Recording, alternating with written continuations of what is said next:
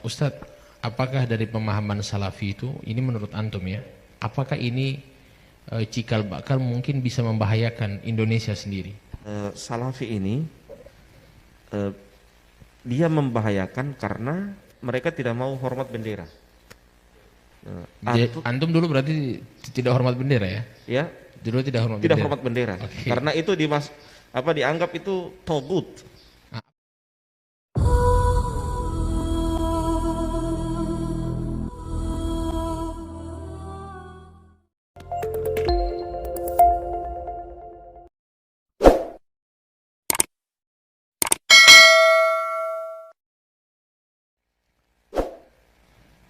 Assalamualaikum warahmatullahi wabarakatuh.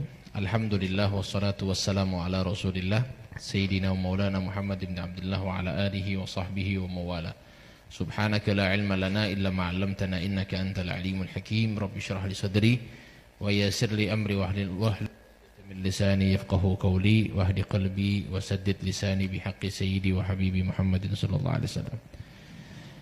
Masya Allah, pada kesempatan kali ini alhamdulillah kita bersama para teman-teman yang sudah hadir, juga teristimewa kepada tamu kita Al-Ustadz Rubianto Ibrahim. Masya Allah, gimana kabar Ustadz? Sehat? Alhamdulillah. Alhamdulillah sehat afiat. Alhamdulillah, beliau ini adalah da'i, muballigh, ya, muallim, tokoh yang ada di Gorontalo, yang mungkin bisa dikatakan dulunya ya agak sedikit keras. Ya, tapi ya, insya Allah alhamdulillah sekarang sudah mulai mengikuti belajar sehingga beliau alhamdulillah menemukan jalan yang insya Allah menurut beliau ya, dan ini termasuk daripada sawadul a'dham ya, sawadul a'dham, kebanyakan dari para ulama ambil jalannya, yaitu jalan ahlus sunnati wal jamaah. Ya Ustadz, ini saya ingin bincang-bincang sama antum. Ini bincang-bincang sebenarnya sederhana saja. Ya, anak kenal antum mungkin ya tidak terlalu lama, tapi lumayan lama juga sudah kenal antum ketika balik dari Yaman. Nah, ini insya Allah saya ingin banyak bertanya. Dulunya antum ini bukan termasuk dari kelompok Ahlus Sunnah wal Jamaah. Dulu kan antum termasuk dari Salafi ya? Betul, iya. Ya, Salafi. Salafi. Ya. Ustadz, kira-kira antum pertama dulu antum berapa lama di Salafi itu? Kalau saya di Salafi itu sejak dari SMEA, SMK Negeri 1. Saya waktu itu kelas 3 SMEA, itu saya bergabung dengan mereka, ikut kajian, sudah mulai hafal juz 30. Setelah itu hampir saya tidak lulus di SMEA itu. Karena sudah mulai fokus di pembelajaran mereka. Jadi dari SMEA tahun 98 ya, 98 sampai 2008. Oke. Ya. Ustadz, apakah dari pemahaman Salafi itu, ini menurut antum ya, apakah ini cikal bakal mungkin bisa membahayakan Indonesia sendiri? Kalau kita melihat bahwa Salafi ini dia membahayakan karena menolak beberapa ajaran atau beberapa aturan di Indonesia. Nah, saya contohkan misalnya mereka tidak mau hormat bendera. Antum dulu berarti tidak hormat bendera ya? Ya. Dulu tidak hormat tidak bendera. Hormat bendera. Okay. Karena itu dianggap itu togut. Nah, apa itu togut itu apa? Togut itu hukum selain hukum Allah. Karena orang-orang ini kan sering bilang togut. Jadi togut ini hukum selain dari hukum Allah. Hukum Allah. Jadi kalau hormat bendera itu termasuk togut berarti? Iya, jadi mereka menganggap begini, kalau hormat bendera itu sama dengan menyembah merah putih itu. Oh begitu. Jadi sehingga kalau hormat bendera sama dengan menyembah. Jadi karena sama dengan beribadah. Berarti sama dengan beribadah kepada Allah. Masya Allah. Nah, jadi sehingga memang tidak bisa hormat bendera. Iya, jadi mungkin togut juga bisa dikatakan orang yang misalnya pimpinan gitu ya, pimpinan kepada kemudian mengambil keputusan selain keputusan yang ada selain dari hukum Allah mungkin. Hukum Allah selain dari Al-Quran. Menurut mereka. Iya, menurut mereka, versi mereka. Versi mereka. Padahal tidak demikian ya. Iya. Oke. Masya Allah. Nah, dulu antum memang di Salafi, apakah antum berorganisasi Atau Kan Salafi ada dua, ada Iya. Salafi yang tidak berorganisasi dan ada yang berorganisasi. Oke. Kalau saya di Salafi yang tidak berorganisasi. Masya Allah. Ustadz, apa namanya? Jadi kalau seandainya misalnya seperti kearifan lokal yang ada, bukan juga jadi pemahaman Ahlus Sunnah wal Jamaah lah, apa namanya, secara umum. Kan ada namanya, kita kan di Indonesia khususnya ada Maulid Nabi, ya, kemudian ada tahlilan. Apakah ini ditentang semuanya? Oh jelas, kalau itu jelas. Mereka menentang semua itu.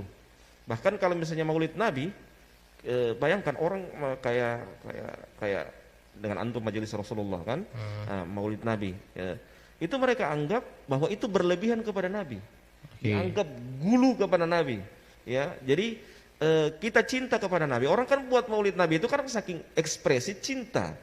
Ya, tapi mereka kalau mereka terlalu kaku, cinta mereka hanya ikut sunnah doang. Nah, itu kekakuan mereka. Jadi sebenarnya cinta itu dengan kita merayakan Maulid Nabi itu salah satu bentuk kecintaan. Kenapa sih? Bahkan ulama-ulama di Mesir saja, di Yaman, ya, mereka membaca kitab Syama'ilul Muhammadiyah satu malam full, ya, dengan teknis seperti sama dengan di Gorontalo, ya, ada di Kili. Kan cuma teknisnya yang berbeda. Kalau di Mesir pakainya bahasa Arab, kita di Gorontalo pakai bahasa Gorontalo, ya, beda. Jadi cuma teknis saja. Tapi mereka malah membid'ahkan itu.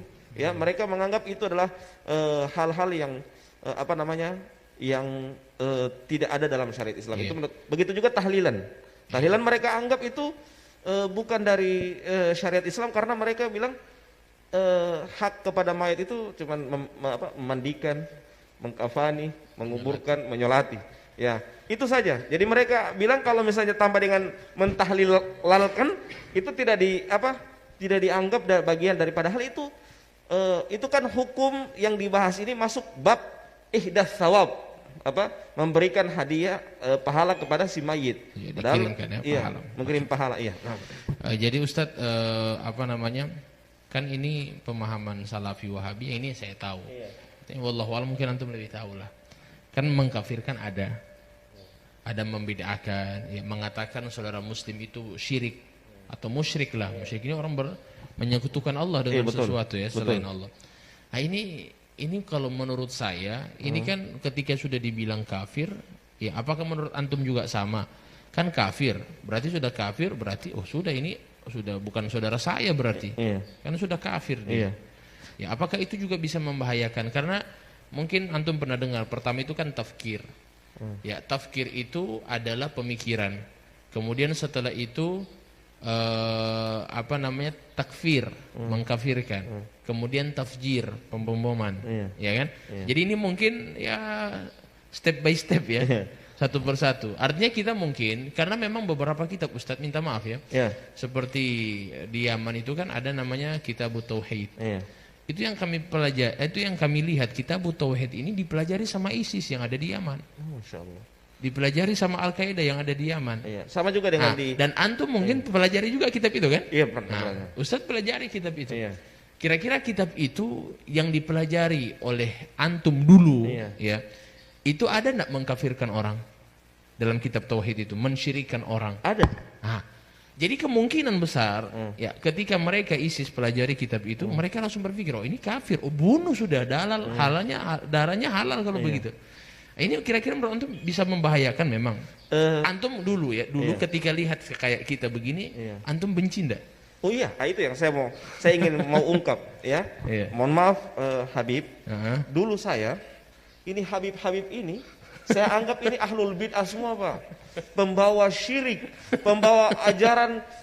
Mohon maaf ya. Dan alhamdulillah saya kadang itu kalau melihat kilas balik dulu kadang saya menangis dan kadang saya juga tertawa, ya, agak lucu memang. Karena apa? Karena saya anggap dulu itu memang namanya juga didoktrin, dogmatis, ya. Jadi ditanamkan bahwa para habib itu maunya bawa foto-foto habib untuk dipampang di rumah, untuk dihormati, sehingga bawa khurafat, bawa kesyirikan. Saya ketika ketemu sama Habib Salim, Ya, Masya Allah, dialognya lebih amanah Habib Salim dibanding mereka.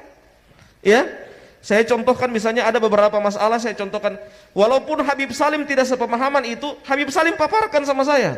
Walaupun itu bukan pemahaman Habib Salim, itu menunjukkan bahwasanya Habib Salim ini orang yang amanah dalam menyampaikan, sekalipun itu bukan pemahaman beliau, tetapi beliau sampaikan. Tapi kalau mereka tidak, yang mereka sampaikan hanya pemahaman mereka. Ketika yang berbeda dengan mereka tidak sampaikan. Ini kan tidak amanah.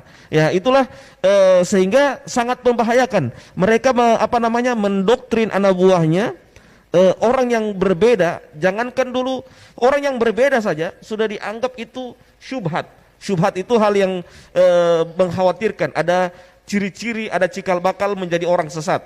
Nah, kalau sudah agak naik sedikit tingkat kebenciannya, ya, maka sudah dihukumi bahwa orang ini ahlul bid'ah, tidak layak duduk dengannya, tidak layak bersanding begini, taklim sama-sama, tidak layak makan bersama, tidak layak tidur bersama, ya. Kemudian kalau sudah saya misalnya ziarah kubur sama-sama dengan Habib Salim, sudah dianggap pencinta kubur lah, jadi kuburiyun, ya. Sehingga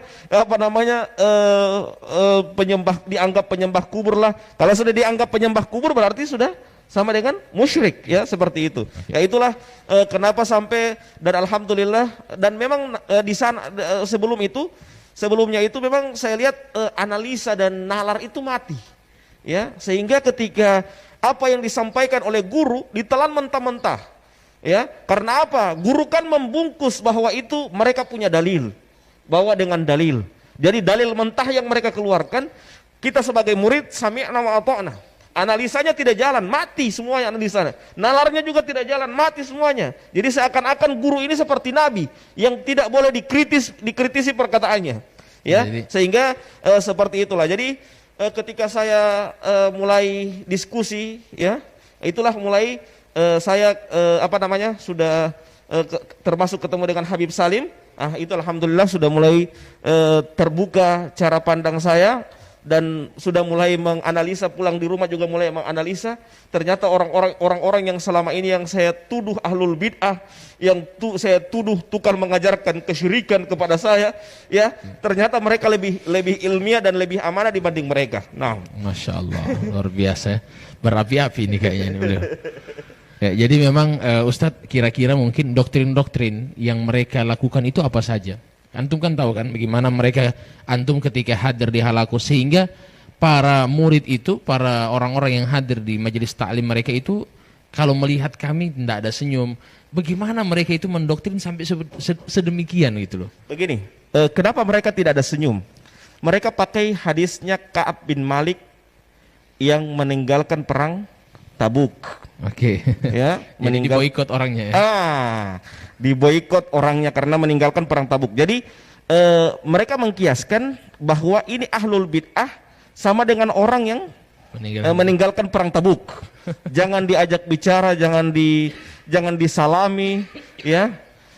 Dan bahkan mereka pakai perkataannya siapa namanya? Fudail bin Iyad.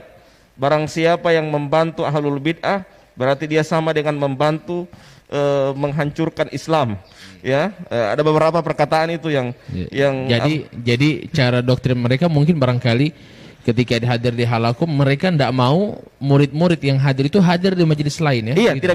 tidak bisa hadir di majelis lain. Jadi kalau hadir di majelis lain sudah mulai disitulah saya mulai dicurigai seperti itu. Saya mulai diboikot, saya mulai tidak diajak bicara, tapi saya tetap datang. Gimana kabar? Sekalipun mereka, saya memang sudah rasa bahwa mereka itu sudah tidak lagi dengan saya. Tapi saya namanya juga ukhuwah, tetap saya jalin.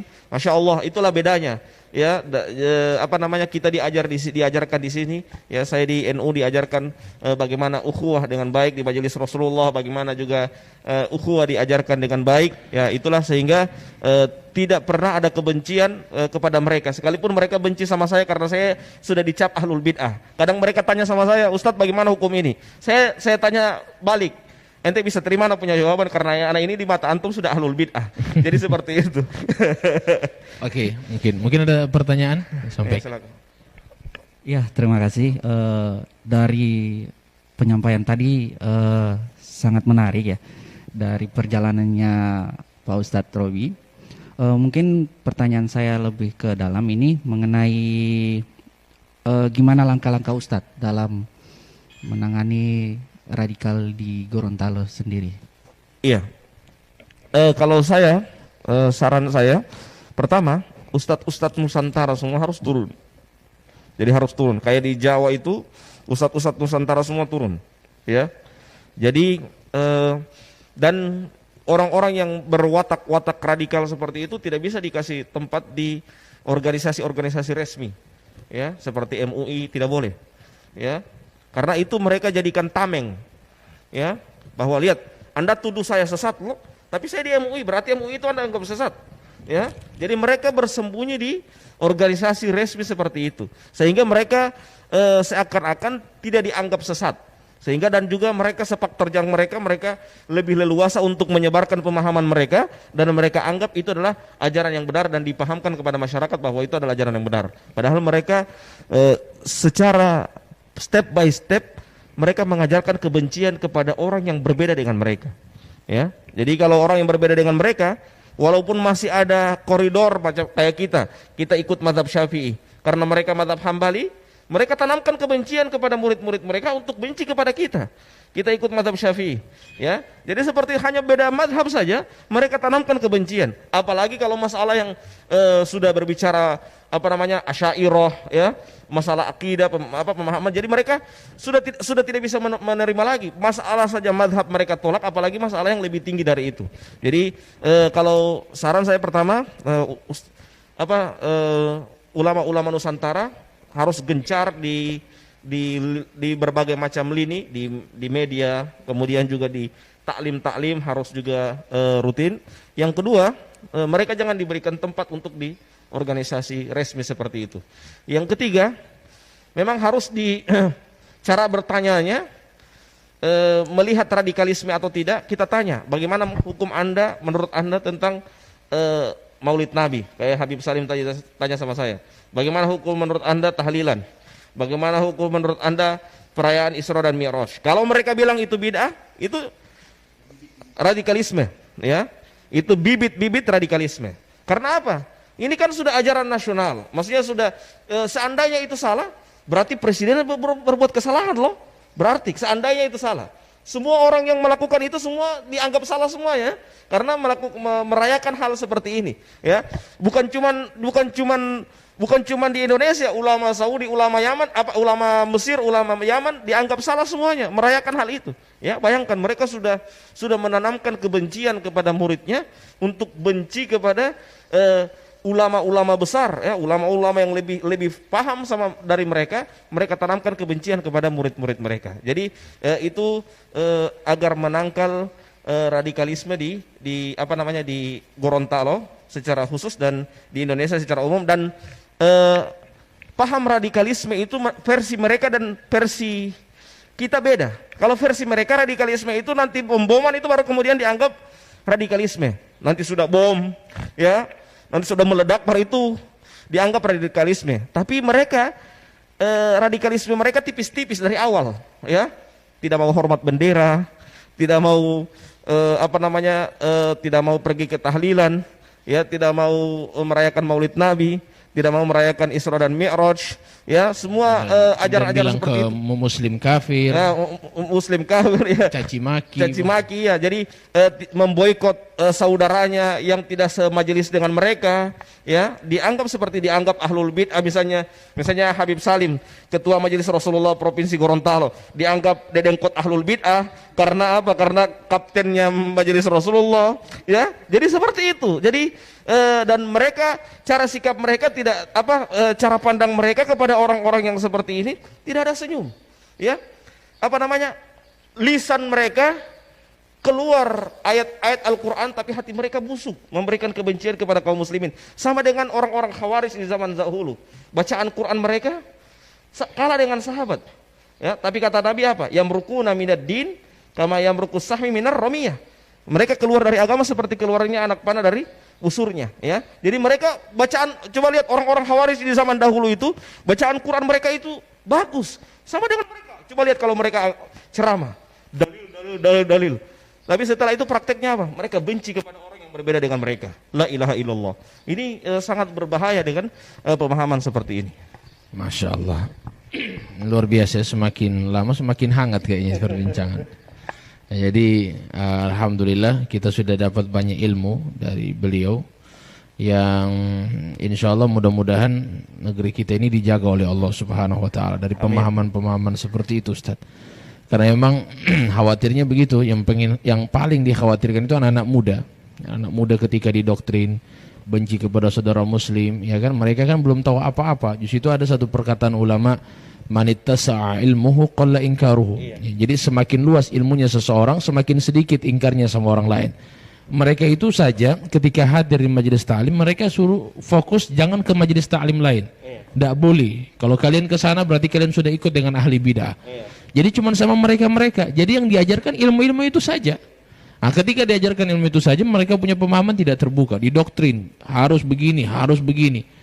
Nah, akhirnya ini yang menjadikan ya mungkin ya kepemahaman yang demikian juga bisa jadi, ya kan, kepemahaman sampai minta maaf, sampai bisa benci saudara muslim, sudah halal darah, ya sudah dibunuh. Khawatirnya sampai terjadi bom bunuh diri, ya mungkin dari situ semua. Di situ saya sampaikan tadi, ISIS itu kan begitu juga. Ya, kitab tauhid dipelajari sama ISIS. Al-Qaeda mempelajari juga itu kitabnya, ya kan? Jadi bayangkan mereka ini kita tahu bersama main bunuh.